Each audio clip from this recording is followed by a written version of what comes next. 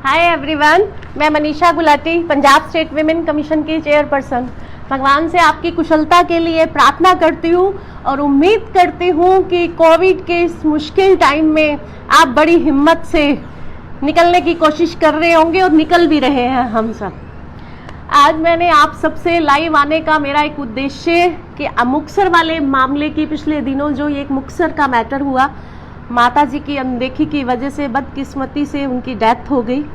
तो आज उस मैटर की हमने जो मुक्तसर में एडमिनिस्ट्रेशन को निर्देश दिए थे सख्त से सख्त कार्रवाई करने के, सीनियर सिटीजन एक्ट के अधीन जो भी कानून बनता है, तो आज उसकी मुक्तसर डिप्टी एडमिनिस्ट्रेशन द्वारा, डिप्टी कमिश्नर द्वारा हमें ये 10 पेज की रिपोर्ट भेज दी गई है। उसके बारे में मैंने आप सबको बताना था कि जो रिपोर्ट आई गई है, जो हम मुक्तसर के डिप्टी कमिश्नर ने जिन लोगों को दोषी पाया है, उन्होंने एसएसपी को उस पर कानूनी कार्रवाई करने के लिए, एफआईआर करने के लिए भेज दिया है।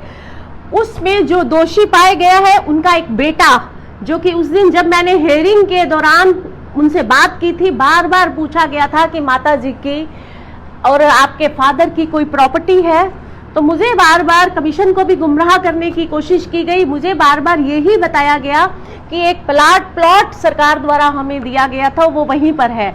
तो मेरा पूछने पर कि क्या सरकार उसे टेक ओवर कर ले, 3 बार मैंने पूछा था क्या सरकार उसे टेक ओवर कर ले, तो उनका कोई जवाब नहीं था, वो चुप करके बैठे रहे। अब जो रिपोर्ट आई है उसमें है कि एक मकान था जिसमें माता जी रहती थी, जो कि उनके बेटे बलविंदर द्वारा, जिसे कि डिप्टी कमिश्नर ने दोषी पाया है कि माता जी उनके साथ ही रहती थी, बेच दिया गया था वो मकान। उसके बाद राजेश दावड़ा नाम के बंदे को उस केयर टेकर के रूप में अपॉइंट किया गया था। 4,000 रुपए उसको देते थे वो, जिसने की पूरी तरह ड्यूटी नहीं निभाई, उनसे पैसे लेता रहा और उसको भी एडमिनिस्ट्रेशन ने उतना ही दोषी पाया है कि पैसे लेने के बावजूद उसने केयर नहीं की।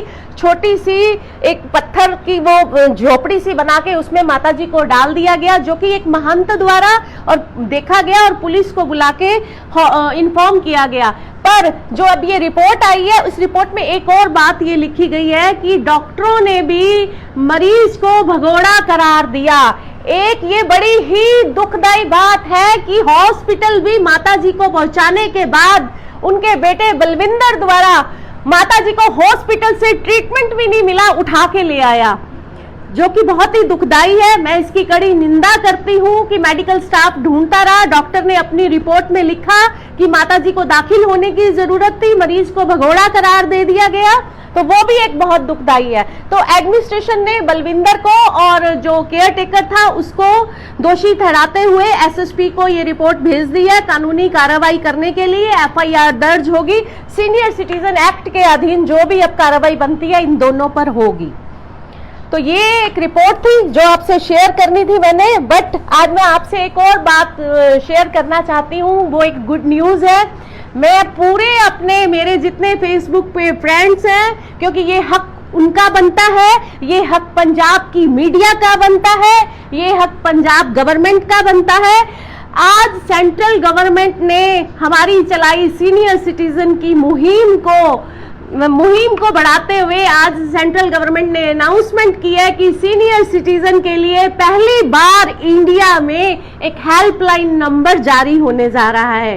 तो वो बहुत बड़ी विक्ट्री है। इस विक्ट्री का क्रेडिट सिर्फ आपको जाता है जिन लोगों ने सारथी बन के, जैसे महाभारत के युद्ध में श्री कृष्ण अर्जुन जी के सारथी बने थे, मेरी कमीशन के सारथी बन के इस मुहिम को आगे चलाया, लोगों तक पहुंचाया, भारत सरकार तक हमारी बात पहुंचाई। और आज सेंट्रल गवर्नमेंट ने अनाउंसमेंट की है कि अक्टूबर से सीनियर सिटीजन के लिए एक हेल्पलाइन नंबर जारी किया जाएगा, जो बहुत बड़ी उपलब्धि है कि अब हमारे सीनियर सिटीजन को मुश्किल नहीं आएगी, कहीं भी वो कॉल कर सकते हैं। वो नंबर पूरे इंडिया के लिए होगा। तो मैं इसके लिए आप सबको बधाई देती हूँ, पूरी पंजाब की मीडिया को बधाई देती हूँ कि हमारी कमीशन ने और पंजाब की मीडिया ने ये इनिशिएटिव लिया और भारत सरकार तक हमारी आवाज पहुंचाई।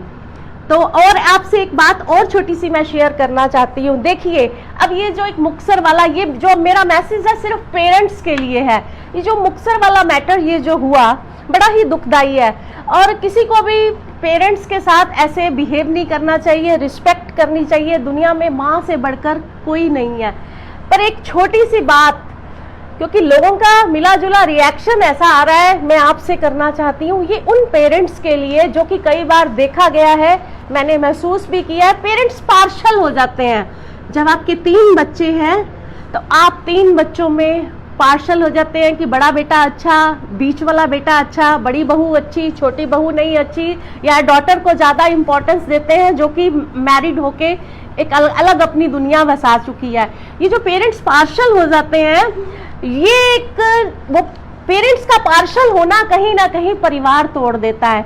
भाई भाई में मतभेद होने लगते हैं, भाई बहन में मतभेद होने लगते हैं, देवर जेठानी में मतभेद होने लगते हैं, और इन मतभेदों का असर सिर्फ और सिर्फ हमारे बच्चों पे पड़ता है, यूथ पे पड़ता है। कि जो हमारे पेरेंट्स कर रहे हैं, भाई भाई आपस में नहीं बोलते, छोटा बड़े से नहीं बोलता, बड़ा छोटे से नहीं बोलता, भाई बहनों से नहीं बोलता। पेरेंट्स कई बार देखा गया ये एक ऐसी शुरुआत कर देते हैं जब पार्शल हो जाते हैं, तो ये बहुत दुखदाई है। इससे सिर्फ और सिर्फ परिवार टूटते हैं। देखिए, या तो इतना स्ट्रॉन्ग बनिए, इंडिपेंडेंट रहिए, पर सब बच्चों को इक्वल समझिए। अगर हाथ की ये 5 फिंगर्स है, ये सब एक बराबर है, एक बराबर होनी चाहिए। तो अगर आप बच्चों में ये सब पार्शल होंगे तो इसका एक समाज पे भी गलत प्रभाव पड़ रहा है। हमारे परिवार इससे सिर्फ टूट रहे हैं। या तो इतने स्ट्रॉन्ग बनिए, इंडिपेंडेंट रहिए, बच्चों के मोहताज ना बनिए, अपने कॉन्स्टिट्यूशनल राइट्स को यूज करिए, बट पार्शल मत होइए। यूथ खराब हो रहा है, ऐसा करके उनके सिर्फ बच्चों पर असर पड़ रहा है, क्योंकि बच्चे देख रहे हैं कि हम अपने चाचा से नहीं बोल रहे, हम अपने ताया से नहीं बोल रहे, हम अपनी बुआ से नहीं बात कर रहे, और फिर बच्चे भी एक दूसरे के साथ मुंह मोड़ रहे हैं। यूथ खराब हो रहा है। तो ये एक हमारे समाज के लिए एक अच्छा मैसेज नहीं है। उन पेरेंट्स के लिए भी एक रिक्वेस्ट है कि प्लीज बच्चों को आपस में जोड़े रखिए, रिस्पेक्ट करवाइए और उनकी अच्छी परवरिश करिए कि ऐसा हो ही ना। और ये सिर्फ दोनों पे डिपेंड करता है, बच्चों पे भी और पेरेंट्स पे भी। तो उम्मीद करती हूँ कि इस मुहिम को फिर से आज हम आगे लेके जाएंगे। Thank you so much.